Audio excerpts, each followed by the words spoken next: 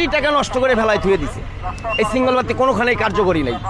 এই উদ্যোগটা তো ভালো জিনিস, কারণ হয়েছে কি আমি 38 বছর গাড়ি চালাই, স্টার্টিং দিচ্ছি বড় গাড়ি, সব বড় গাড়ি।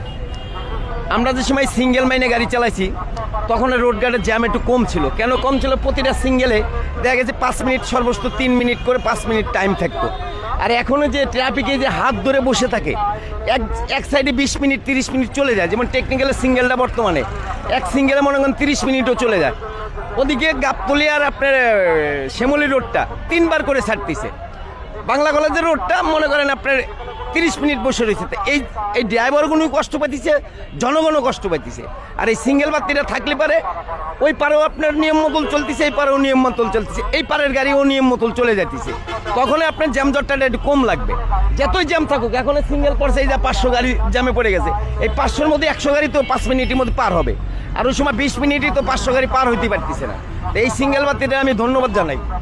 এই সিঙ্গেল বাতিটা খুব ভালো জিনিস। 86 থেকে গাড়ি চালাই, আজ তরিকে এই সিঙ্গেল বাতিগুলো অফ করে দিয়ে আরও ক্ষতিকার বেশি হয়েছে।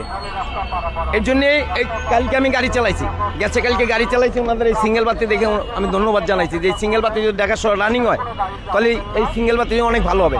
কারণ এখনও ঢাকা শহরে এই সিঙ্গেল বাতিগুলি, কারণ এইটি তো আমাদের বলা ঠিক না, কোটি কোটি টাকা নষ্ট করে ফেলায় থুয়ে দিছে। এই সিঙ্গেল বাতি কোনোখানেই কার্যকরী নেই। এই যে সার্জনে আপনার হাত দেবে, এই হাতের কোনো বিকল্প নাই, এই হাতের কোনো বিকল্প নাই।